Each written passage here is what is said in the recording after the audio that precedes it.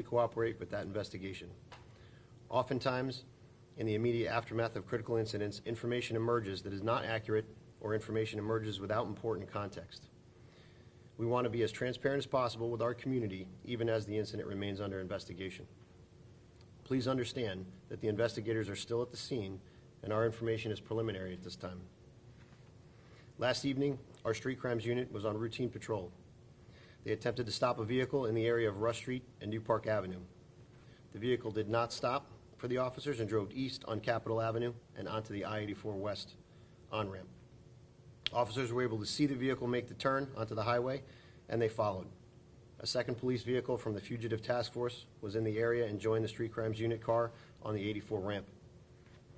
Body camera footage from 3 separate Hartford police officers showed that the suspect vehicle came upon a traffic jam due to highway construction. The officers again attempted to stop the vehicle.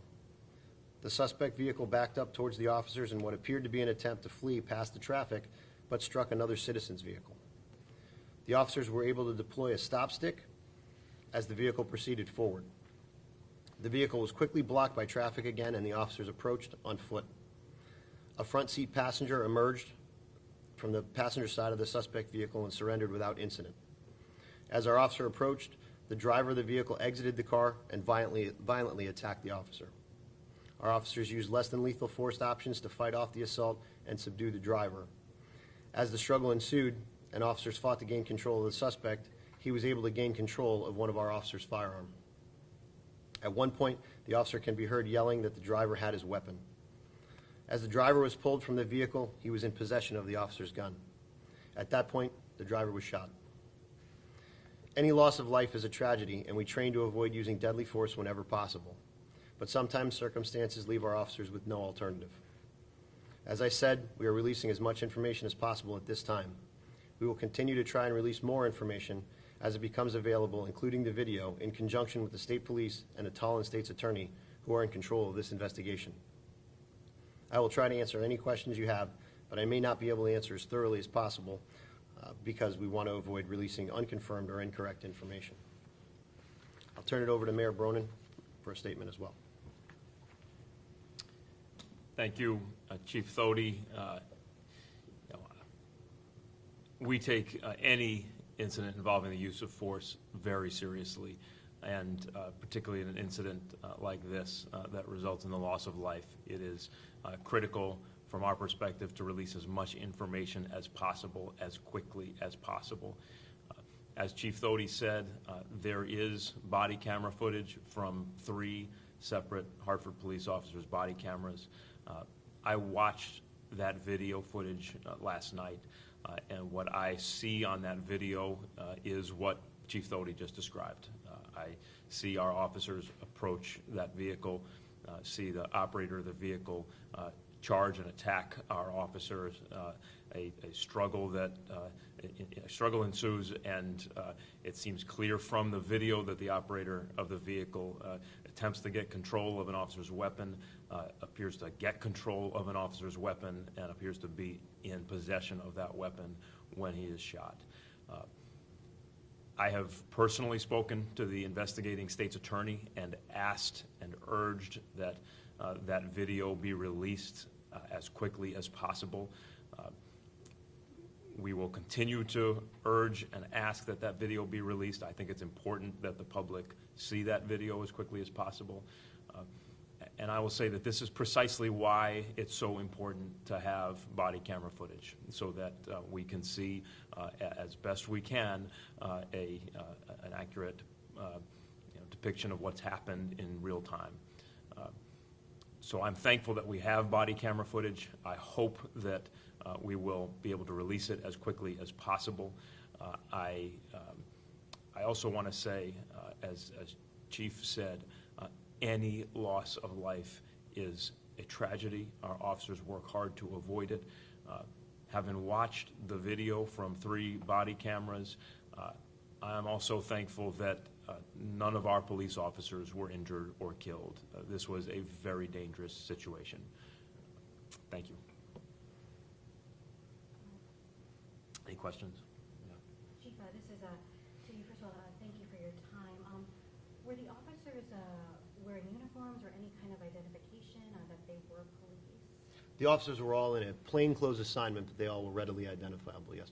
And was the suspect, or the license plate known to them, or was this just a routine traffic stop? It's still too early to tell that at this point.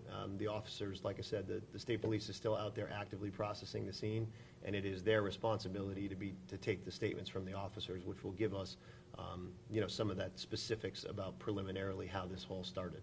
Were any firearms found in the vehicle during the investigation following the shooting? There was an additional firearm in the vehicle.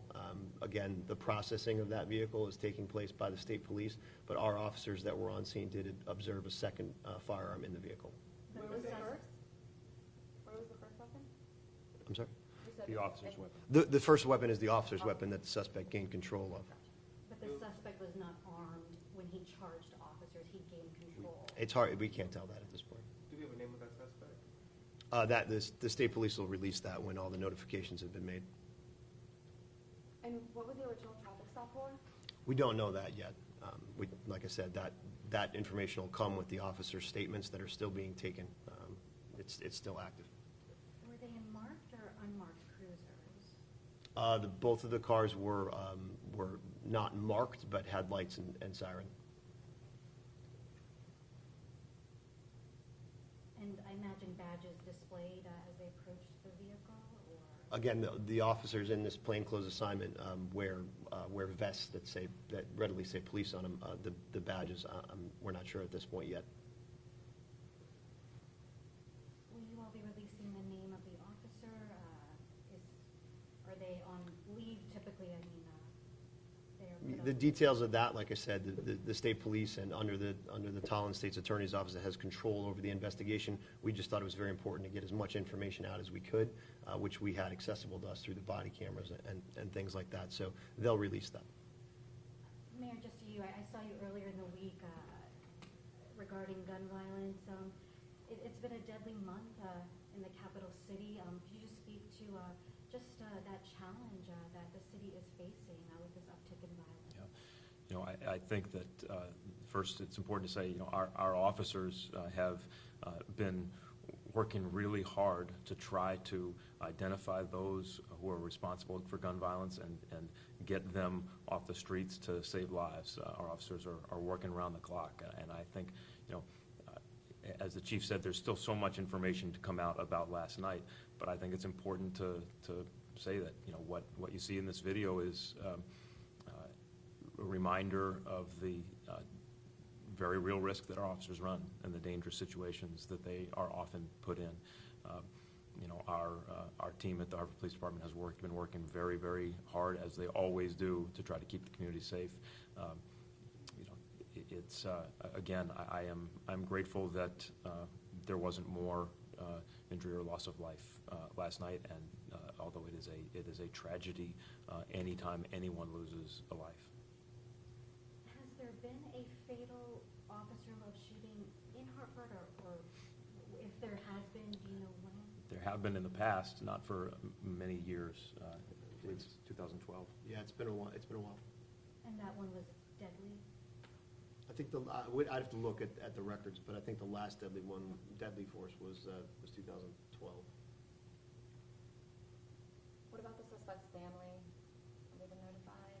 Do you know that? Like I said, that once the state police comes in, we just basically hold the scene and we turn everything over to them. So that's why it'll be up to them to release the identifying information once all the notifications have been made.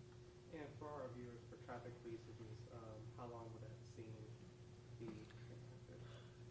I hate to keep doing it, but we'll have to defer to the state police on that. When we left the scene, myself, a little bit before 4 a.m., it was still a very active scene, so I would anticipate that it'd be closed for a little while longer. The state can maybe speak more to that.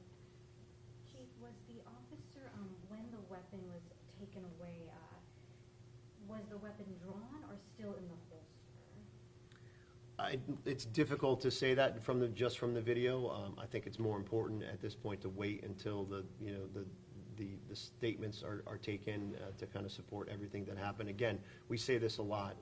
Video is one piece of the puzzle, but there's a lot. There's witness statements. There's evidence to be collected, forensic evidence. There's a lot to the whole story.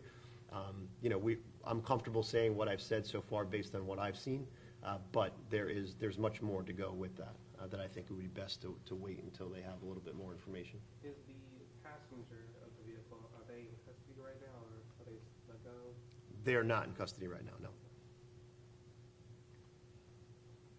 So there were To only that. two in that car? Yes. Driver, passenger?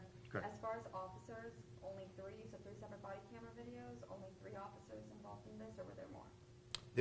From what we know right now, there were 5 officers on scene when the shooting occurred. 3 of them had body cameras assigned to them, and they were on and captured the event. And the other two? They just didn't have body cameras? Correct. Was the Just to that point, because I think it's important to get this information out. As you may remember, we began rolling out the use of body cameras earlier this year, back in the winter. And that was a phased rollout. It began, I believe, with 40, and it's been rolling out to additional police officers throughout the year. So the officers who did not have body cameras, it is not that they had them and failed to turn them on, it's that they have not yet been issued those body cameras. But I'm grateful that we began the implementation of that body camera program earlier this year so that we have that video, and in this case, that video from 3 separate body cameras and 3 separate officers. Was the passenger a man or a woman? I'll let the state police get into the details of the folks that were involved. Thank you all. Thank you very much. Appreciate your time. Let me just, before we close, just say again, you know, we thought it was important to give an opportunity to put out as much information as we could early this morning.